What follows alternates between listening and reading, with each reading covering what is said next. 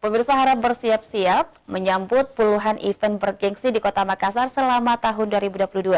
Pasalnya pemerintah Kota Makassar melalui Dinas Pariwisata dan Ekonomi Kreatif akan menggelar 45 event pariwisata selama tahun 2022.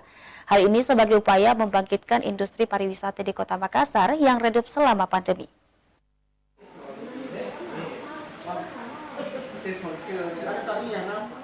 Pemerintah Kota Makassar melalui Dinas Pariwisata dan Ekonomi Kreatif akan menggelar serangkaian event pariwisata selama tahun 2022.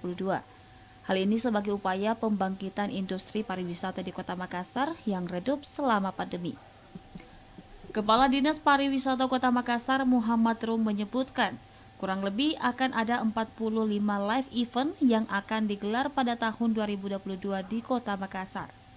45 live event tersebut sementara dalam proses perampungan dan merupakan gabungan program dari beberapa satuan kerja perangkat daerah atau SKPD, seperti Dinas Pariwisata, Dinas Pemuda dan Olahraga, dan Dinas Kebudayaan. Kami berharap tahun 2022 ini adalah tahun kebangkitan ekonomi secara nasional, terkhusus di bidang kepariwisataan, terkhusus di Kota Makassar. Banyak strategi yang kami akan kerjasamakan dengan industri pariwisata untuk bisa segera bangkit industri pariwisata di Kota Makassar agar hal-hal yang kita inginkan untuk tumbuh kembali itu bisa tercapai dengan cepat di tahun ini.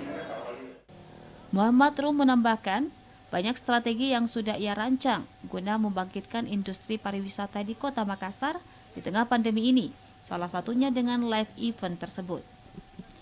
Muhammad Rum berharap program-program tersebut dapat membangkitkan sektor ekonomi secara nasional, khususnya pada sektor pariwisata di Kota Makassar.